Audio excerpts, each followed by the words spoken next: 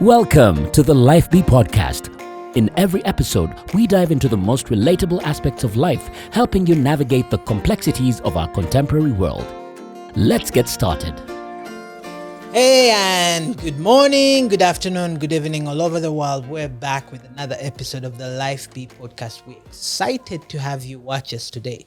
It's an honor to be on your tablets, on your TV stations, on your phones, while you're seated at your couch, sipping on coffee, having your dinner, chilling out and listening to what we have to say. It's an honor to be in your presence wherever you are. And you can go like us on YouTube, share, subscribe on Apple Podcasts and Amazon and Google Podcasts, which has now moved to YouTube Music. So you can go to YouTube Music and subscribe to the podcast and Spotify Podcast or everywhere else you get your podcast. And you can go and give us a rating on Apple right there. Write us and tell us what you think. You can email us at lyfebe, Lyfbe, pod, P-O-D, @gmail.com, or look us up and tell us what you think. Today, I'm excited to have a guy I've known for very many years. He's become a brother, and we've done great things together for the kingdom. And today, he's seated right here to have a conversation with me, with us, so you get to know what's going on in his life and what's going on in the industry and everywhere. So, ladies and gentlemen, welcome with me, King Wesley. So, you're very welcome. I'm honored. I was just thinking, Yeah. I don't know your last name. Yeah, well, Silver. Wesley is actually my last name. Silver is my first name. Yes, I'm called Wesley Silver. Like, for real. I can show you. It's for real. Yeah. There you are. Those are the names on your birth certificate. Yes. What tribe are you? I'm a Ugandan. I prefer calling myself a Ugandan because yeah, I think my father. Wait. This is how you know that this podcast is going to be problematic. Yeah, I prefer because I'm more like a half caste, you know. Eh? Yeah, half Muganda, half Munyankore, half Karamojong, half Muto. Like I'm a mixture of a lot of stuff. Yeah, so I think my father was very visionary, and he felt like where we are heading, I think just people need to know you for who you are. So you need a neutral name. You need a neutral name. So I think all my siblings do have neutral names. Nobody has a Ugandan name, but it's been a problem for me though over the years. It has to be. Yeah, because you say Wesley Silver. Yeah. What's your last name? Says so? What else? It's been troublesome for me, like over the years, and I felt like I am tired of it.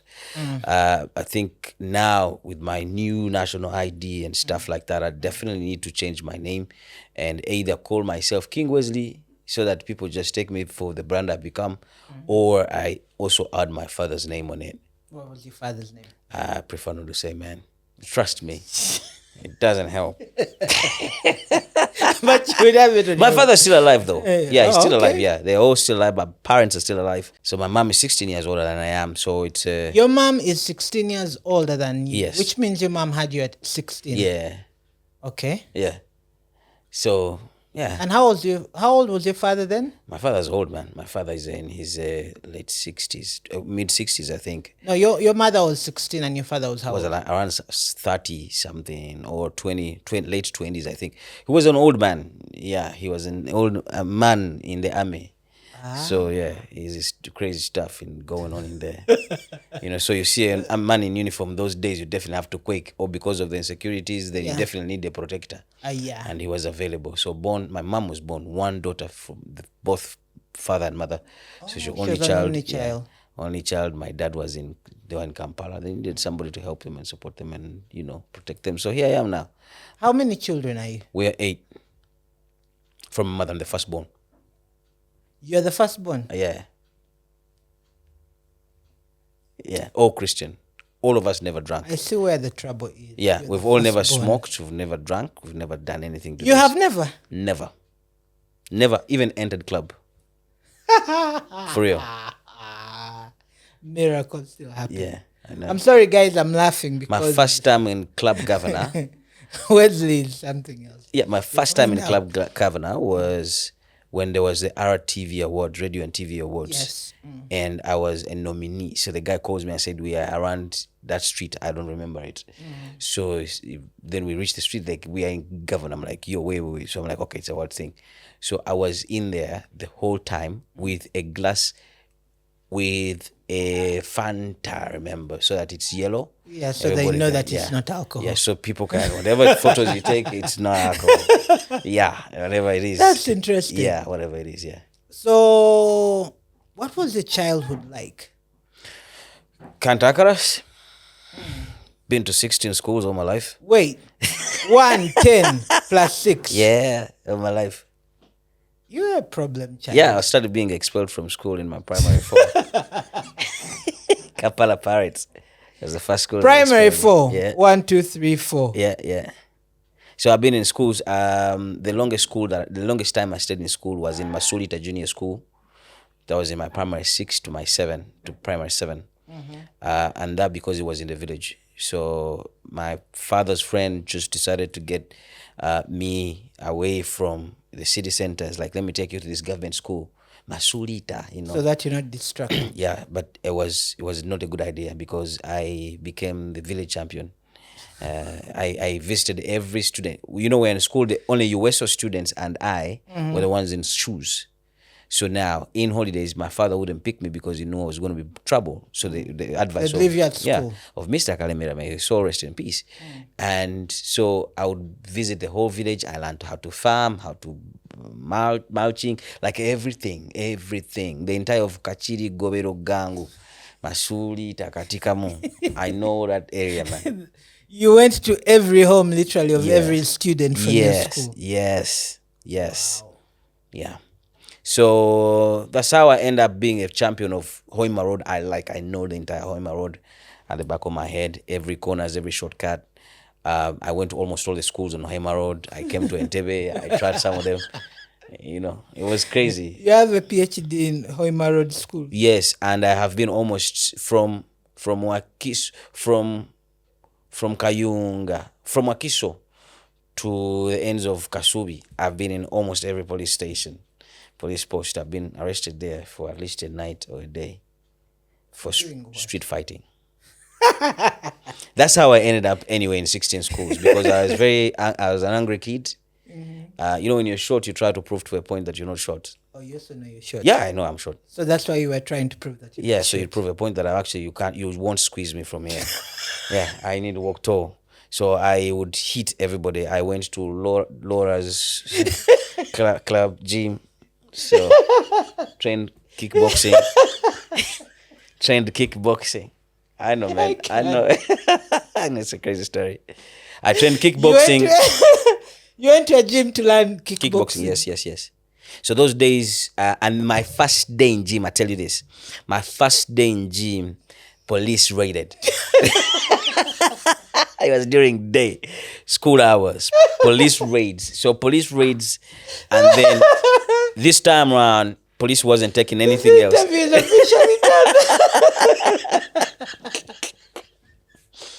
Yeah, I know, man. I know, man. And so the first police raids, and then the first all they say is put your fingers like this. So if you have knuckles, they'll take you on. They'll take you. A thief. Yeah. So knuckles is when you hit and then your fingers. Your knuckles become black and thick. Yeah, and thick and strong, hard like a stone. So I asked the coach, what is the knuckles about? So he said, those are for thieves. So he said, so how do I avoid those but still fight? He said, it's easy. Get glycerin and then also do bandage and then be able to cover your knuckles. Then whatever you're hitting, you hit with it. So that's how I managed to come up with my hands smooth. So I majored in power of the punch, and also technique. So street fighting, you don't have to get to close combat. Yeah. You just need to hit someone when they're not prepared. And that's it. Oh my God. This is crazy. So how did you get back then into Kampala? I was in Kampala. Even that I was still in Kampala. Like after my primary 7, I am the one who looks for a school. You know, I went to St. Augustine's College. My troubles started at St. Augustine's College. You know, short kid with specs. I used to put on specs. Part of the, if people ask me about salvation, I tell you a miracle working Jesus, because I woke up one day in my senior two and I said, I'm not doing specs no more, and my sight is as clear as anything. I can read anything that farthest man can read. I can read. So, and yet I was very short-sighted. So that's part of the miraculous bit of it, because I woke up and said, if Jesus really could help me, if Jesus is, why is salvation helping me if I still have these specs on myself? So that's one of the miracles that I performed on myself. Yeah, that was on myself. Yeah, so you exercised your faith and healing power. Yeah, exactly, and healing power of Jesus Christ on myself. So now I get in Kampala, I go to different schools, you chase me, you ask me to bring a parent. That will never happen, because I would never bring that man to any school. He would kill you for that would never happen. You know, I know some of you have those kind of dads. So what would you do? You would just bring another guy? No, no, the last time, actually, I would go look for another school, because it would be they say you either bring or you don't come back. So I'm like, cool, I won't come back. And then I'll go to another school, the other schools that I actually was chased with even before they gave me the uniform. Bro, no. There is another one, I think was Maryland. Was it Maryland and Tebe? Maryland and Tebe, they called Maryland Masaja, because I had said I was coming from there. And then when I had gotten everything, I had reported for school. They said, we can't have you. Why? Your reputation precedes you. From the former school. We just called. You hit a teacher. I'm like, said, we can't take sorry. You. First day of school. First day of school. You know, first day of school. So that's how I end up in being almost. And I have OBs and OGs that I don't know of. But because you're everywhere. They're big, but they know me. So you go in a school, you're very popular. I think I become very popular in a school. The first 2 days, you all get to know there's a new chap who's come in senior 3 or in senior 4 and crazy. So the last time I invited someone to just be my parent was in St. Andrews Kagwa in Kawala. So me and my friend Daniel, we get to be expelled. So they say, bring parents. So we went to Kasubi. You know, there are those taxis that go to Lugala Masanafu. So we got a car driver, a special hire. We said, you come as a parent, you know, as a parent. So like, cool. So you pay him? So we paid him 30,000 shillings. To come and be a parent. To come and be a parent. Those are very many years ago, man. That was like what, 2002, 3, man. 2, 3 years. So we go to school. Dude acts as a parent. He thumps us. He hits us. He kicks me. I'm like, no way, bro. I didn't pay you to do this to me. I'm done. You're not even my parent. So they said, what? All of you go. So so he took our money. He hit us, and we lost same time. Yeah. So then, how do you get into music? That was 1998. Church. My parents, typical Christian, strong Christian. I come from a Christian background. Now, mind you, I am all this cantankerous, but on Sunday and Saturday, I'm a saint. So I lived a double life. I'm a saint. At church, I used to train Sunday school in 1998, 98, 99, 99, 2000. So now I was a drummer in church. So I love playing traditional drums. Yeah, traditional drums. This whole equipment had not come really. So because they were tools of the devil. Yeah, I come from that church. You know, I have a crazy history about church. Drums are devil's instruments. Devil's instrument, electric guitars. Oh my goodness, rock and roll. So quite a lot of stuff. I was one of the people, the propagandists anyway, who even started getting movies about those things and show them around churches and stuff like that. We've come from far. Yeah. So now I end a church ministry music, and then in the year 2001, I get interested in the whole, industry. 2002, I feel like 2003 now, I feel like I need to start doing shows. Now, mind you, I come from a local church. Our Pentecostal church has been more like local based in terms of music. We've been more country kind of band, feel. So, and then I was friends with some of the secular guys. In my escapades in school, I studied with some of, a brother to one of the artists then who was hitting and stuff. So I felt like their music, raga, dancehall, Afrobeat, why my mind was, how can it only be a devil's kind of system? And yet you look at the other band music as well. And then they're also singing band, but we're singing gospel. We also sing gospel. So we felt like band music was only left for gospel music. So this R&B dancehall thing wasn't left for gospel music. So I felt like that was wrong. We needed to have a message in that. Now, I wake up to realization. I think the US guys in the USA are doing crossovers. So they're having popular secular songs and have gospel versions of them.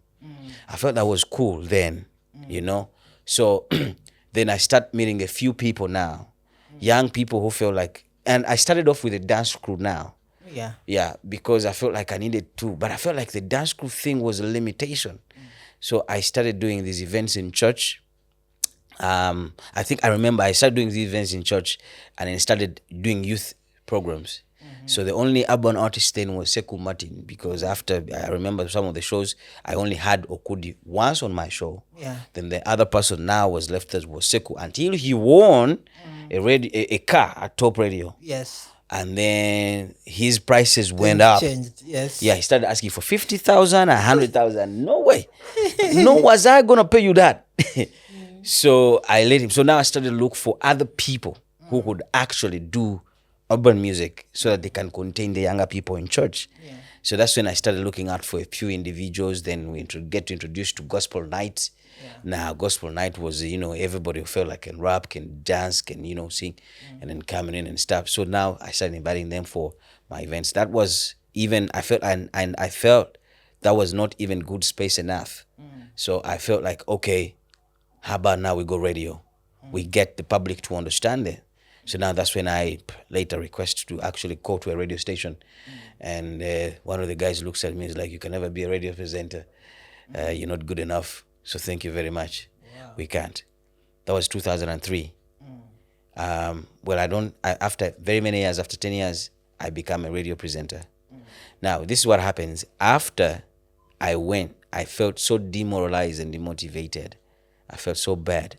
So I went back to my church and I said, let me still do what I've been doing in my church. I can still hold a microphone, still hold these parties and events. I'm good to go. So I stayed emceeing events in church. So now, later I become, but I will be honest with you, I stopped being angry at him after I joined radio, because when I look at myself, then I wouldn't have given myself a job. And radio. So that's how I ended radio. And then thereafter, I started making sure that I play songs, only urban music. The station I joined was only playing praise and worship. And it was... Which station was Spirit. It was always Spirit, man. So Spirit gives me an opportunity, but with limitations. You can only be a presenter, but you can play local hip-hop. Because we had a CEO then who was a Muzungu guy.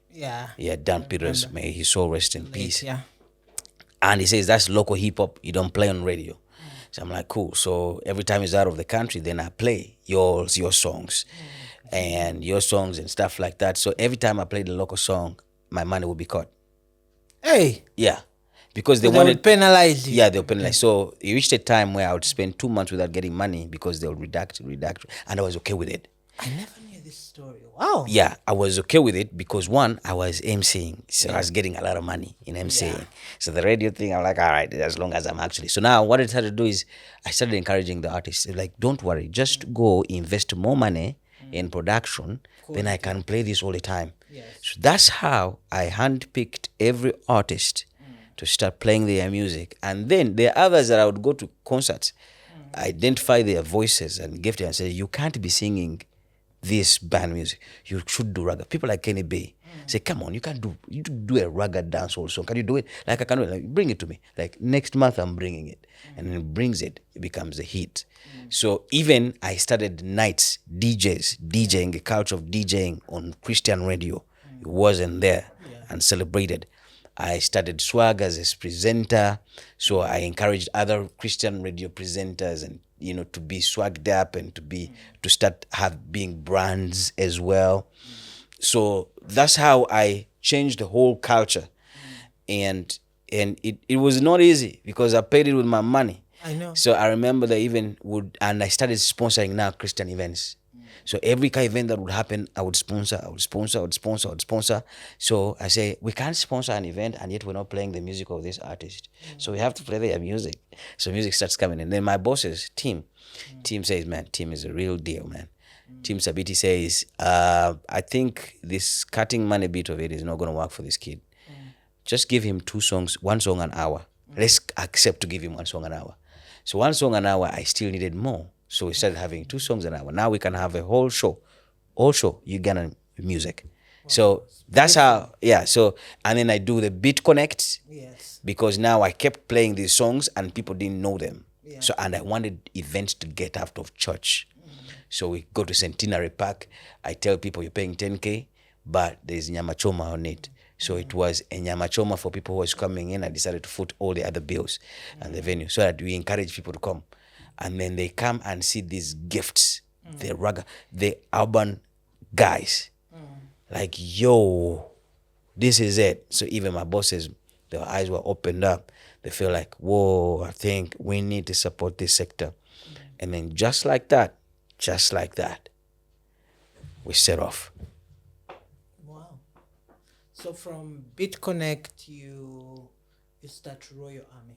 Oh yeah. Now, my history with Gospel Night, we was the artists and the audience at the same time. Yeah. That was not going to be repeated after. I felt like that needed to stop. Yeah. So what I decided to do is that I needed to now, every day on radio, I invited people to just send me messages, those who want to attend Christian events. And I collected a swarm of young people. I said, I put a link of the WhatsApp group on Facebook. I said, if you're crazy about Christ, you want to be radical about Christ, you're a young person, join in. I think that even guys who joined, Akib's, the president now of the Royal Army, was in Dubai. So he joined the group link. So while we said for the meeting, he actually came into the country to join the meeting. Wow. And after that, he said, I'm not going back. I found my purpose. No way. For real. He didn't go back to He didn't Dubai. go back, no. He didn't go back. Big testimony. He didn't go back. And then boom, just like that, we started the Royal Army. And then they would attend every event by fire. One of our rules is to attend every Christian event, promote it and push it on social media. And then thereafter, I asked them to do groups for every gospel artist that they love. So that's when team this started. There's no team anybody in the gospel circles that is not Royal Army. Oh, wow. Yeah. Wow, I didn't know all this. I know. I knew about it, Yes. but I didn't know The background. Yeah, I know I'm not a person who keeps talking about stuff that I do for Christ, most especially. This is serious stuff. I know. Because we would go to shows Yeah. and there's people with t-shirts. T-shirts, Royal Army. Everywhere. And they'll be energetic. 50 young people Yes. running all over the place. A minimum screaming was and always dancing. 200, 100. On a bad day when everybody is busy, we have like 70. And they would stand, they will dance to every person that comes on stage, whether they know your song or they don't know your song. And if they don't know your song, they will learn your song that very night. I know, 'cause it was crazy because I'd go to events and they'd have their own section of the audience. Your own section always. If the audience was very low key, We don't would care. step to the front, Yeah. and they would take over it. We'll never care. For us, we were the party. We were the life of the party. Wow. Yeah, so that's how most young people got healed of depression, anxiety, phobia to be around people and all the things, and people Royal Army for us became family. Yes. I'll be honest with you, we always have church at the beach events and stuff like that. We just go. I just put in the groups, we go. We always 200, 300, we don't care. Actually, I reached a particular time when I don't care if the public came or not, because we was just going to have some good time. Have a good time. With family, yeah. Royal Army. Wow. Yeah. Beautiful. So then how How do you then, just to go back a bit, how Yeah. do you become an MC? Because you MC'd for 21 a few years now. Huh? 21 years now. No way. For real. It's been 21 years. Today, I received a plaque and nomination from NESPA's National Service Providers Awards and Best Public Events MC category. And I'm like, whoa, 21 years and still relevant. Wow. Yeah, even tonight I'm How MC. How did you get into that? I wanted to be a difference maker. I didn't fit in a box. Normal status quo wasn't my thing. And I tried as a young person to search and look for spaces and avenues where I was a difference maker. And then my whole family sings. Everybody, my uncle sings. Everybody sings. But I felt I won't. So I decided to join rapping because I could sing. But I said, I'm going to be a rapper. But then while I was a rapper, I felt like I could do more. I felt that was a limitation for me. I needed something greater. So now in my pursuit of doing events, I am seeing events as church. That's how I started.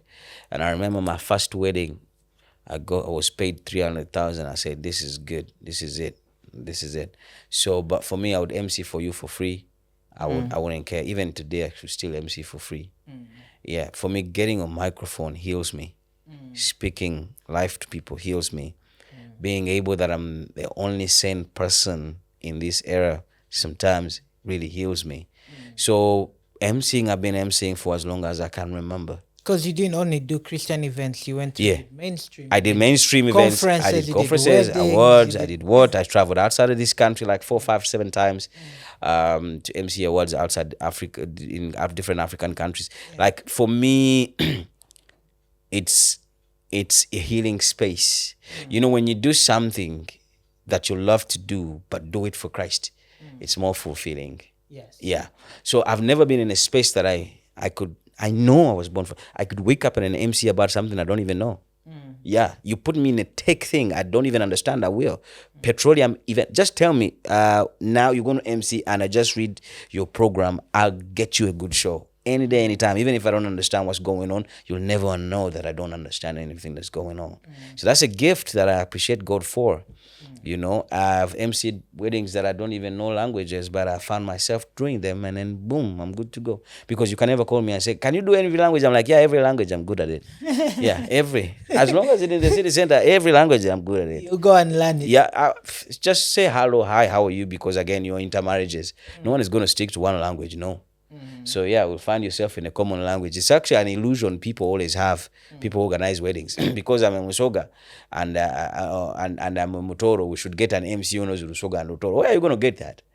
By the virtue that in Kampala, you're definitely going to have Baganda people and you English. So you definitely, all of you will do English and Luganda, and we're good to go. Of course, I'll speak Lutoro, I'll speak Lusoga, I'll speak Lunyankore and Lugambaje. Of course, the national language. And other languages, you know, I could speak whatever language it is that comes my way. Yeah. So then you get into, from MCing, then you get into radio. I remember radio Spirit. I joined Spirit. Team found me emceeing my church events at UCF. And he says, you sound good. I'm like, yeah, I know. Said, okay, can you come on radio and try some? I'm like, cool. So, of course, I didn't tell him, yeah, I know. It was, I know. I'm like, duh. So he's like, can you come and try something on radio? I'm like, I've always wanted to do something with Spirit. So I got Spirit. He says, you sound good, so can you stay? I'm like, you don't have money to pay me. He's like, well, money is not a big important, because he understood my heart. He knew money wasn't a thing. So just like that, I get the radio job, and I'm the king of radio. That's beautiful. Very many awards for best show. Best best. Show, I think I am the most awarded radio personality in this country. Yeah, that's beautiful. So then you start to promote artists. Yeah. Where did that passion come from? Because even in your shows, you said you'd put a local song here and there. Like, it starts from a space where I started singing, rapping. Nobody was pushing our music. Yeah. So I felt like if I get an opportunity and get on radio, I'm a be a voice to the voiceless. So that's where. And besides, I wanted a culture. I wanted young people to embrace R&B, dancehall, hip hop, and all those things and still pass their message. The biggest challenge church has got is that, yes, we give our lives to Christ with lots of giftings and abilities, but they are all buried into just praying and fasting. Yes. And yet church should be a space that helps people enhance and discover their abilities, continue their dreams, but with a godly aspect. That's dominion and living. You understand that? Yeah. If you're a dancer, now have purpose to your dancing. You don't have to bury it for something else that you're not. You understand that? If you're a footballer, don't stop being a footballer. Continue being a footballer, but don't you be abusive. Have fair play. You understand that? If somebody kicks you or does whatever is not supposed to, you don't retaliate with a punch. You know, you're like, yo, that's not how they do it. Then that is when you're actually spreading salvation and Christianity to people. But church, growing up, church was preparing us to go to heaven, not to actually live and exist on this planet. It's until the year 2000 that actually church had a flip. Yeah, when we didn't go to heaven, you remember those days. We realized we're still here. Yeah, now so we have still to here. live life. Yeah, so my motivation came in from those spaces of wanting to promote these young people, and music was very expensive, and unless you knew somebody or you had money, you would actually pay somebody to do that. And I tell you this, my whole life, close to 20 years of radio, no artist has ever given me a single penny. Neither have I asked them a single penny. That's beautiful. Yeah. Even in a space where I felt like I had all the rights. For example, when I was getting married, I would have said, guys, I'm getting married. I need your contribution. No, I didn't. Yeah. It was tough to get platforms. I remember we started Gospel Night. Yes. A friend, it's actually, before that, there used to be an event called Beaton. Yes, That Beaton. was started, the way Beaton was started initially was started by Ken Serukenya, I think, Yes. in 97. And there used to be a bakery that is, it was on Kampala Road. The SAS Clinic, you know where SAS Clinic Yes, is? that's clinic. After Yeah. SAS Clinic, there was a shop Yeah. that had a bakery called Beaton. Yeah. Beaton. Yes. So Ken Serukenya gets an idea. He's like, we can do events at this bakery in the evening because he had the space. So he Yeah. called it Beat On. Yeah. I remember those days would have people come through because they didn't have smartphones. Yeah. So we didn't have what to do really. That was our social moments and social events. So it became much easier for us to, keep coming through So and gathering. when Ken left and went to the UK, he relocated. By then it had moved to Watoto, and it had become a KPC. Then it had become a pay event. Yeah. And it was for the much elder people. And then we're like, no, we can't do this because they'd bring a keyboard and a band and Yeah. So we said we have to try this DJ thing. I was Yeah. actually one of the first DJs. Yeah. there. But we were playing tapes Yeah, tapes, yeah. because CDs had just come out and Yeah. they're very expensive. Yeah, So I we was the play first. tapes. I remember CDs. I had a very Walkman that was used almost on the entire Homer Road. I know. Yeah.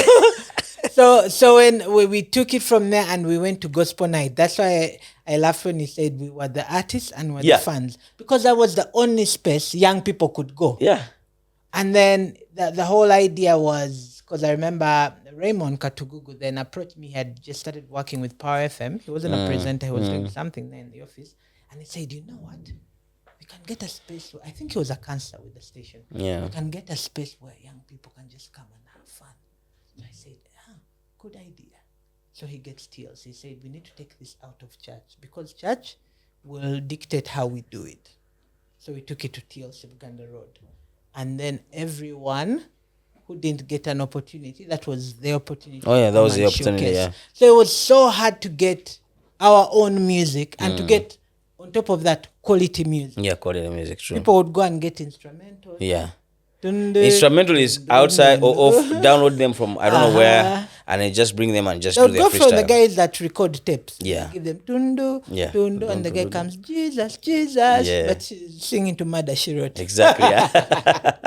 So when you say that, I remember vividly those moments, and there was no one to really promote Yeah, true. music. So that was very key, and I appreciate you for supporting that. And I didn't know all this, we were fighting on one front. And Oh, yeah. it was nice to know that you were fighting on the other front. Then there was a season radios wouldn't play our music because they thought Ugandan music wasn't cool and all that. Yeah. And I was like, guys, I remember one of the big stations, they wouldn't play our music.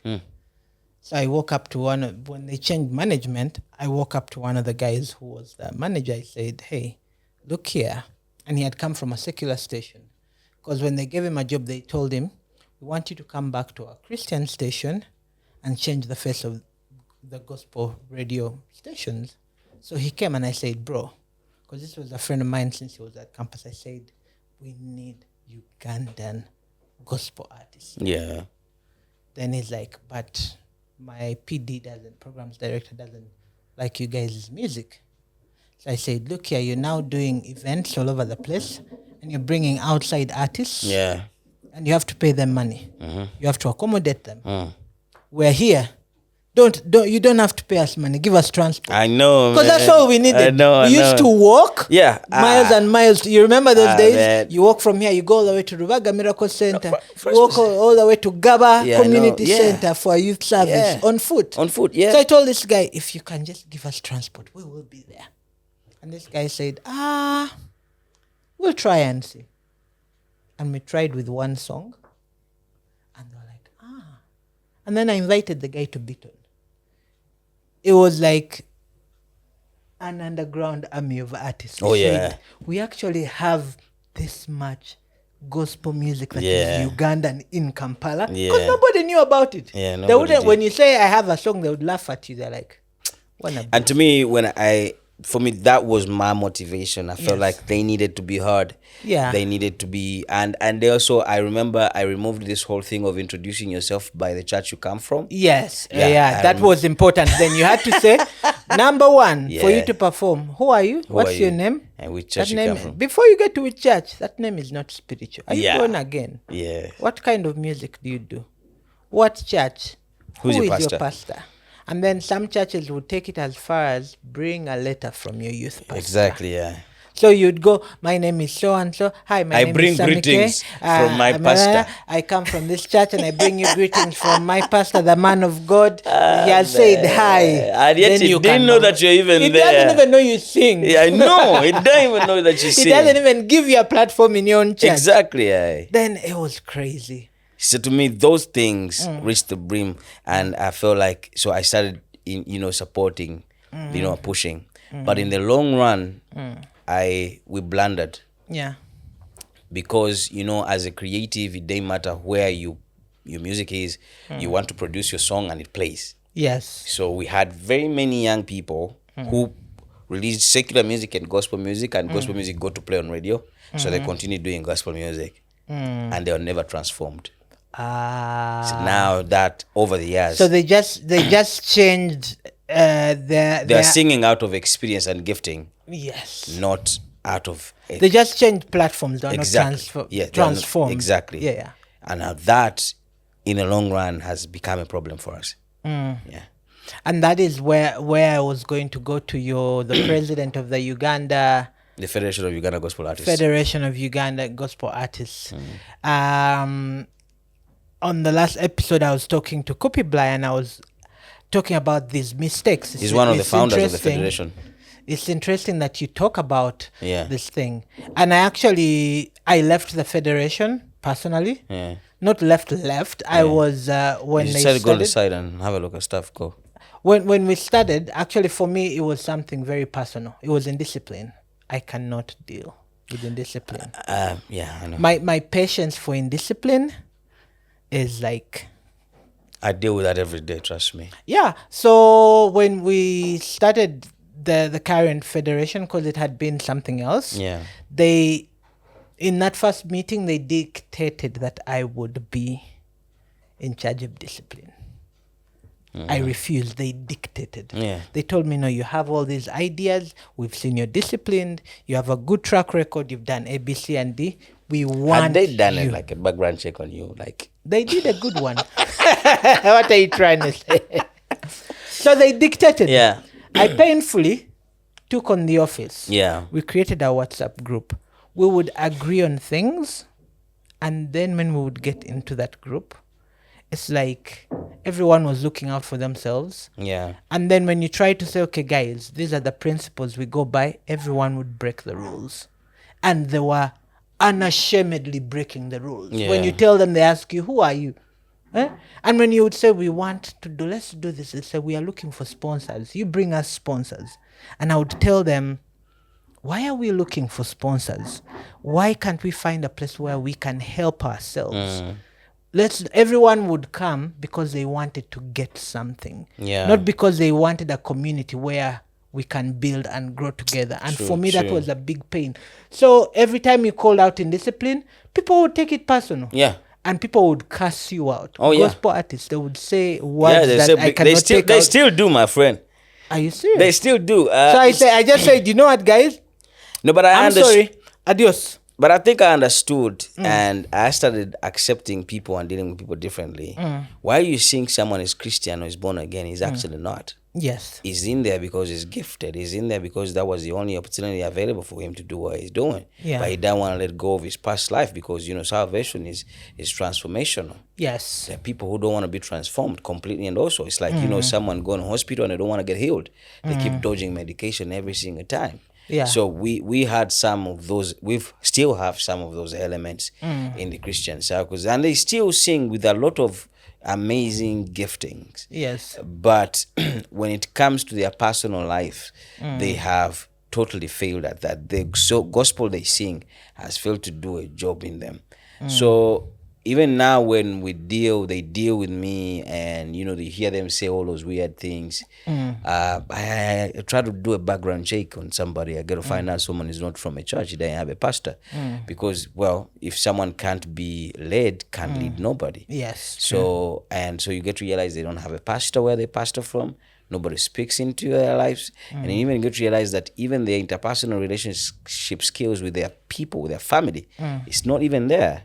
So now then I know, there's no much I'm going to say to this young man because he's already failed at a particular space that is supposed to be in the foundation. Yeah. So now so I learned to deal with those. It's hard being a leader, and most especially with this whole new generation.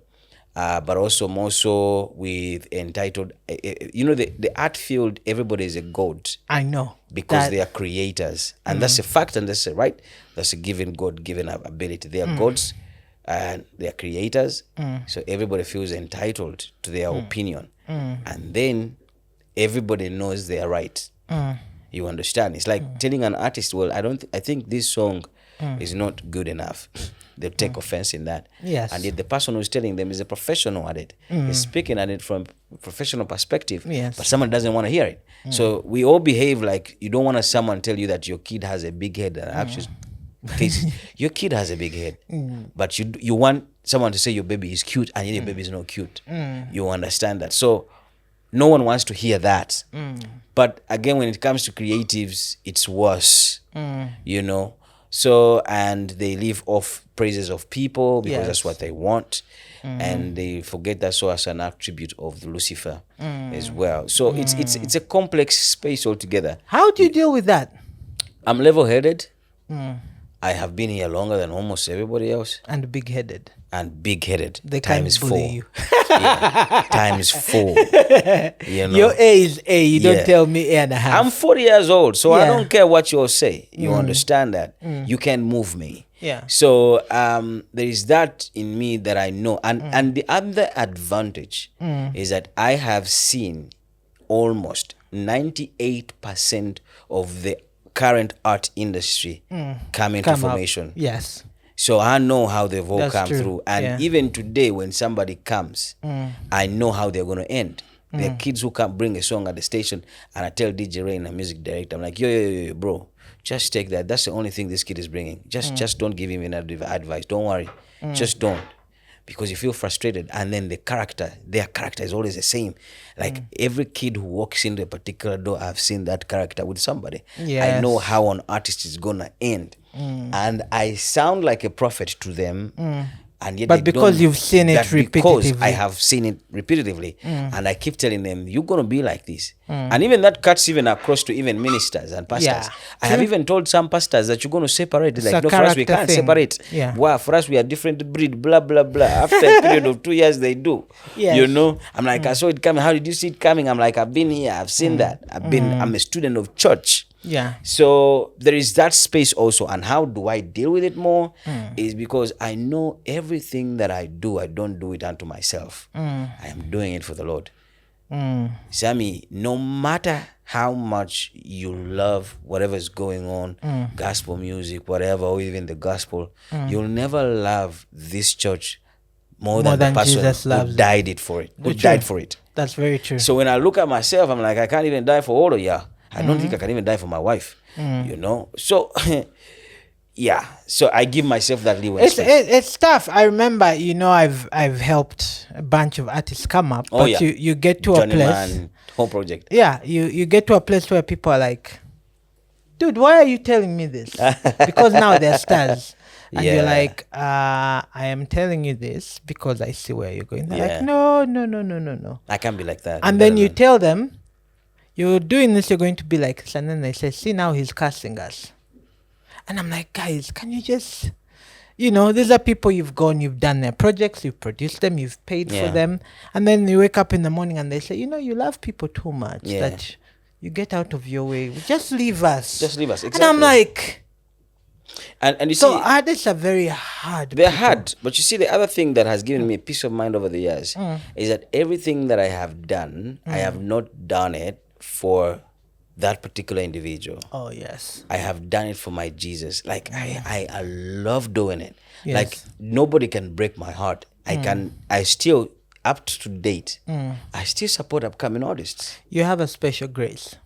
Up to date, because I do it not expecting your love. Anything, yes. You're saying thank you. You're I doing do it it because unto I God. identify a gift on your life, and you have a particular message that I know will be a blessing to somebody. That's what I push. So how you flip from calling me Papa and saying thank you for all those praises to cursing me, that is up to you. And then I tell you a secret that is very interesting. While everybody has a parent that loves them big time, now every parent prays for their children to be blessings and prays for people that bless their children. You understand that? Yes. So while you are starting and hustling and doing all this thing, the only fun you have is your mother or father. So when I hold your hand and push you, give you the first radio interview, give you the first TV interview, play your song for the very first time, give you a first platform, you run back to your mama and tell them, Mommy, I'm on radio, I'm going to be on radio, I'm going to be on TV. This man has supported me, has given. Because in the beginning, it's always exciting. They yearn for that support and they'll go on telling everybody. Now, And your that's the mother prayers. is going to go back and pray for me to be a blessed man. Amen. When you fall out with me because of your character and your dubious ways, hardly do you go back to your mama to undo what you told her in the That's beginning. true. So your mama keeping praying for me. I don't care about you. So that's it. So very wise. I've hired intercessors over All the over years. the world. Yeah, over the years. Yeah, that's Yeah. beautiful. So it's been like 272 artists that I've actually given support. Wow. Yeah. God bless you. That's huge. Hallelujah. And you're a youth pastor at your church? Yeah. How come you never talk about that? Because I'm occasional, man. Because I'm You show up and you occasional. say, "What's the business?" Yeah, Let's what's the work." business? I've ushered in my church. Yeah.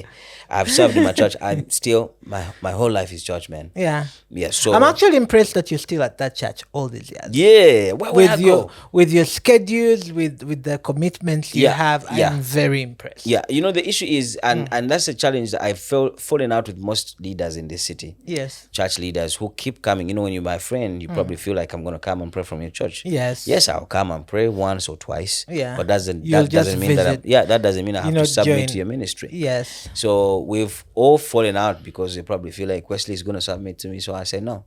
So yeah, but we still, I ask you, can we stay friends? If you don't want to be friends with me, I'm fine. Yeah. Yeah, I'm fine with not having many friends anyway. That's beautiful. How long have you been at this church? Since it started, right? No, since 2006. Oh, Since okay. I joined university. Wow. Yeah. That's a long time. Long time, my friend. So where do you feel like the gospel industry is now? The gospel industry is stagnant. Yes. That's the reality. I said that and people almost stoned me. No, I said that stagnant. on a radio interview and they almost No, stoned we're me. stagnant. Yeah. God is not mocked. God is not son of man. God can give you an opportunity and can show you that, this is the promised land and you may never reach there. Yeah. You understand that? He can actually take you into circles for 40 years. Ooh, so we're in the wilderness Yes, moving around. we are in the wilderness. Yes, we Very profound. managed to get out of Egypt. Going to Egypt, yeah. But now we're in the wilderness. And we are Doing going, for we are still 400 years. Yeah, we are in there. Yeah. Yes, the beauty about it is we managed to say, yes, we are a tribe. Yes, we are family. Yes, we are an entity. Yes, we are an industry. Yes, we are here. We can do music. We can sing. We can sing about Jesus, and his goodness and all those things. But the practicability of it, we are behind like 10 years. Yes. Yeah, you see where Nigerian industry is. They were there 10 years. So it's where we are. So it will take us like 10 years To catch up if we are intentional. to catch up if we're intentional. We can even zero it down to a few years than that. Yeah. But we have to be very intentional, very disciplined, we have to let go of what we hold dear to for us to be able to matter to God. What do you... Oh, go on. Because salvation is sacrificial. And nobody serves Jesus or God out of convenience, other than God would have opened the heavens the way he did and proclaimed to, this is my beloved son. So I would have used the same voice and say, yo, all of you, I need you to, get saved, be born again, or And I'm come to throwing me. fire and thunder on you. So, but he sends his son, he inconveniences his son. Jesus gets inconvenienced and comes and does the donkey walk. We should be ready as Christians to do the donkey walk as well. We can't serve out of comfort. And then we have to let go to what we hold dear. The biggest challenge... Which is what? Fame and money. Now, fame and money are the biggest destruction of gospel music. Now, we have let the standard of the world dictate and give us a template on how to run kingdom business. Yes. Even in administration, how you stand on the pulpit, what you say, what you do, how you package yourself, what you sing, where you sing from, and all those things. And then there is always an illusion of young people saying, me, I am just preaching the gospel. I'm going to take the gospel there. To the unchurched. To the unchurched. Yes. Did Jesus do that? No. I think we always paraphrase scripture to suit us and use it in the wrong way. Yes. If you look at Jesus Christ, he never even sat and had food with the ungodly. Never at one time. Why did you say that? The only close person that he was about to have an ungodly chatter with and experience with was Zacchaeus, the taxman. But do you know how he did that? He told him, come down. Today, I'm a guest in your house. Now, that period, while Jesus was finalizing with his other administration to be able to go for lunch or dinner at Zacchaeus' place, it was a period that was given to Zacchaeus to actually cleanse himself and come clean and receive salvation. So he was a changed man. He ran back, cleaned his house, changed everything. You understand? And probably because he was a taxi man, party man, he probably said all the bad naked girls, come on, get out, I have a guest. All the beers were taken away and the house was clean. That is a transformative Jesus Christ's message. When Jesus comes to your house, you can't remain the same. And he felt even guilty when he came and said, hey, even this one I had kept, I'll give to. You understand that? Yeah. So he comes into Zacchaeus' house when he was already transformed man. After the encounter they have. But most of us, when we encounter Christ, we don't want to be transformed. You still find a gospel stop artist. at the experience and talk about the experience endlessly But without receiving the transformation and Exactly. operating from it. Exactly. Yeah. So now we have that. Let's look at Jesus. Jesus used his fame that preceded him and drew many people to himself. And then guess what? He never preached anywhere in the market place. No. He actually moved with them and they followed him. And then when they went, he took them in the wilderness and be on the top of a hill where he can speak to them without any distractions.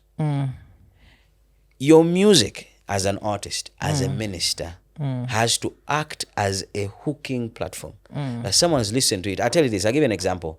Do you know on Christmas days, church is full to the maximum? Yeah. Do you know why? Religiously. Yeah. Because people know where to find what they want. That's true. People know where to find God. You can't bring God to a bar and you say you have brought God there. No. They are not for God. The intention is It's the same thing that I see with the secular media, secular radio and TV. Have preachers, Christian preachers preaching on secular media houses. People are not tuned there because they don't know where to find Christian content. They do know. As a matter of fact, when they are totally down and low, they would actually go on YouTube and download gospel songs. Yes. I know very many mainstream artists that are not born again. Some are even Muslims. Yes. Who listen to gospel music. Exactly. The latest, by the way. Yes. You'll see it on their status on WhatsApp. Yeah. So what you're saying is true. They know where to get it. Yeah. So it's an illusion because Lucifer is a master of deception. Makes you feel like you're the one taking it there. Yeah. And the actual truth, he's actually stealing from you. He's exposing you to all these other weaknesses that you're trying to run away from. So he's luring you into his space so that he can defeat you from there. There's what they call in football, there's what we call the home advantage and away advantage. You can't, for you to win an away game, to come at Old Trafford and win a game, you have really won it. And it pains us that you've actually won at Old Trafford as a Manchester fan. So now, imagine when you come to a bar and you think you're going to come and win a soul, how Lucifer would think, because that's his house. So you think he'll be happy and excited and let you win, take your win on him? No. Same thing, and I think we even suffer with even trying to get sponsorship. Yeah. Lucifer has crafted because his it's a system. different playing ground. Yes, Lucifer has crafted his systems, and those systems are to support his people. Those are the things he promises his children. And then you think he will use the same things that he's promised his children to come and sponsor the gospel to come and beat him. Yeah, to empty his house. Yeah. This is a battle. Point. Yeah. we are winning here. We're winning souls every day. That's why the Father's prayer is, may your kingdom come. It is not here. Every day, it is a daily call for God's kingdom to come here, because there is a prince of this world who dominated this space. Wow. So what would you, in closing, our time is fast spent, what would be the course of action to help artists? How do we help artists be effective, do what they need to do, and how do we help them grow? Because I feel that the other issue, you can correct me on this, you're on radio and TV, I feel like even our quality is dropping. Our content is far emptied. Because we are singing for social media, because Lucifer has created a template and he wants to de-empty and every message that comes in my way. And this issue is not even even the secular world, they are facing the problem. They're now changing their music to sound only to fit within 30 seconds. Yeah, I was telling someone back in the days, a song 4 minutes. Yeah. Now I've been to radio stations where they tell you the most you can give you is 3 minutes. Yeah, mostly 3, but songs are 2 minutes. Yeah. But you see, the issue is that even in these 30 seconds, music, people look for the stupid versions in everything. Yeah. So now, even in the clubs, they won't play beyond 30 seconds. They can't. They'll play 30 and they go to the next. Because they have to play like 500 songs a night. Exactly. Yeah. But now the issue here with how to help these gospel artists is for them to understand completely and also who their master is. What he wants of them. Because there's a space where you know what you think your master wants, but you don't know what he wants. Yeah, you're just thinking for You're him. thinking for him. Because you don't want to go and For me to serve my boss very well, I need to sit under him almost all the time to understand, grasp his vision, understand it very well, and try to execute it. If we can do that for our earthly bosses, our bosses who give us jobs and work, and then how about the God who gives you an assignment to represent him on this planet? So you ought to spend more time understanding more about him. Oh, that's beautiful. Then when you understand more about him, then you're easily given instruction by him on what to do. Then you stress less, you struggle less, because the provision will still come. Yeah. It's not by your might. The challenge is today it is by our might. Most artists, all artists do not know how they acquire a first hit song. But when they do, money comes in. They even now plan on how to bring another hit song. So they start to look for a hit song. As if they're the ones who gave themselves the other first one. hit song. Yeah. And then the frustrations start. You even leave the studio where you were at. For example, if you're at John Mary, you'll leave it thinking only hits are made at. Now, the illusion, you understand, the deception makes you feel like the other producer is the one that makes is the better hits. one. And yet, this one gave you a The hit song. that no one else gave you. Yeah. Now, because you have more money, now you have more exposure, you feel like you need to swim with the big boys. And then that's an illusion. Then it takes away your grace. Then the devil, Lucifer, will take away your grace, cover your eyes to even see the reality and the most important thing. Wow. Gospel artists are not supposed to look for hit songs. Nobody sent us hit songs in heaven. But we have let the systems of the world to actually dictate. I tell you something very crazy with artists these days. We all say we are preachers of the gospel, but musically. We preach the gospel, we're singing. Our pastors preach it while speaking. Our pastors preach every Sunday, every weekday, and every day they do a new sermon. A gospel artist sings one song a year. Oh, yeah. So you want to say pastor should have stopped every time there's new people. It's like, there's this gospel that I preached last time. I need to repeat it for these new people. Preach one sermon every time. Oh, good point you make. You get it. Now, that means we have let the standards Hold on. Now you're scratching my brain. The pastor prepares for that sermon. Yes. He prays. Reads the Bible. Yes. Gets revelation Yes. of the scripture. Yes. Does the artist pray, read the Bible, And get revelation. Get revelation for that song? Or even when you're in studio, can Rema fall on you and you flip what you're going to sing and sing something else? Are you that flexible to listen to the Holy Spirit? Wow. Are you that flexible? Pastors are flexible. Facts. Are you flexible? Or if you listen to the song, you feel like, oh, this won't be a hit song, I won't release it, I'll get another one. Facts.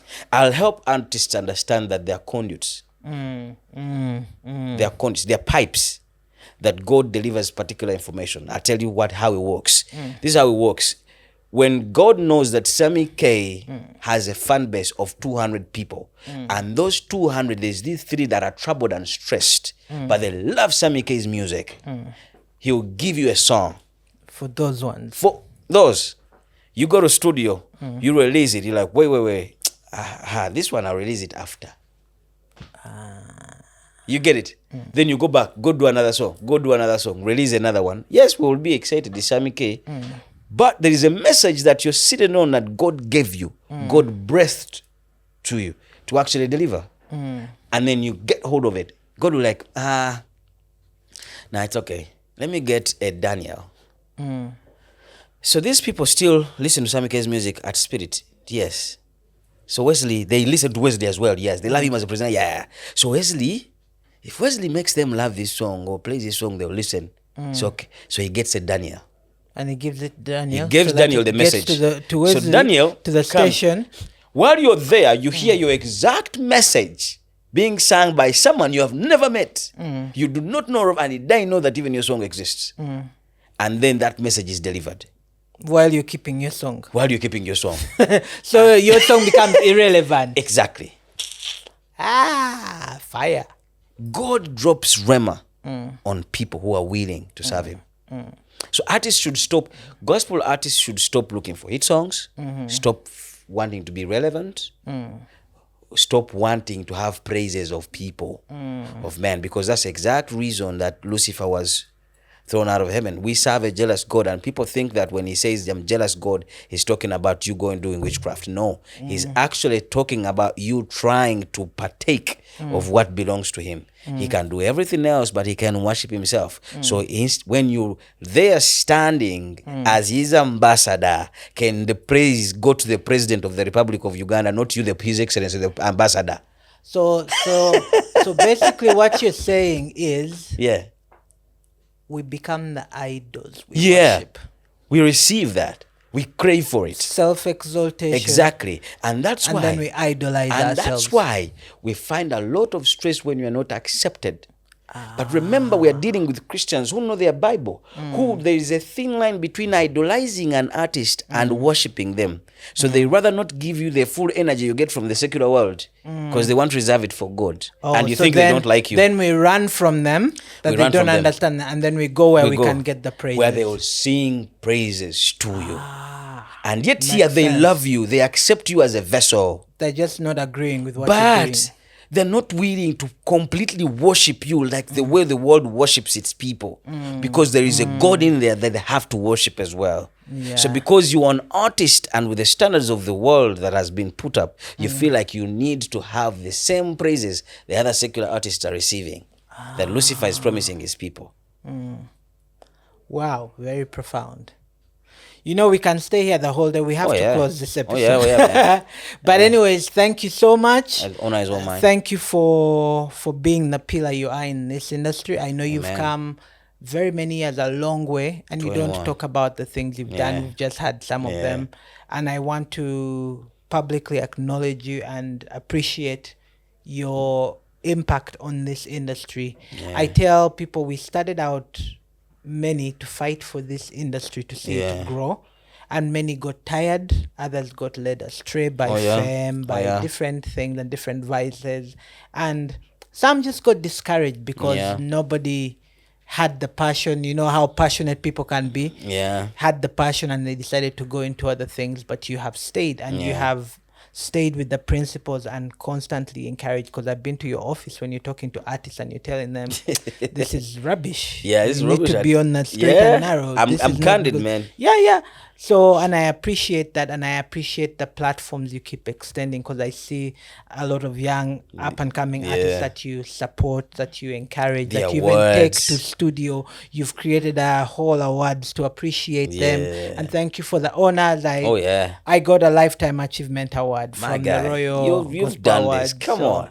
From the 90s. Come on. Yeah, thank you for honoring me, and that's great. And I want to thank you and the body at Spirit FM and Spirit TV for the great work you're doing on pushing the boundaries for gospel music and gospel artists and giving them platforms. Amen. Ladies and gentlemen, we want to call it a day. It's been wonderful sitting with Wesley. You know, we can talk about everything until the cows and the sheep we share beautiful home history. We have the gospel industry like at the back of our head. Like I have actually blueprints of the entire gospel art and where it could be in the next 10 years. Wow. Yeah. And when do you plan to share this, and when do you plan to kick it off? Administer it slowly but slowly. Oh, yeah. The next phase is going to be crazy. You're going to hear people crying, but it'll be worth it. Amen. Yeah. I can't wait to see that. Hallelujah. Anyways, God bless you. Thank you for your time. Amen. Thank you for coming through. Hallelujah. God bless you, our dear viewers. Thank you for your time. You can like us on Apple Pods, YouTube, Spotify, Google Podcast, which is moving to YouTube Music, I think, this month. And you can go wherever you find your podcasts. We will be there. Like, share, support us on Cash App, on mobile money. All our info is on there, on descriptions on YouTube, on Spotify, and everywhere else. Thank you for watching. Thank you for watching every month, every time the pod is out. We love you. God bless you. Lyfe Be.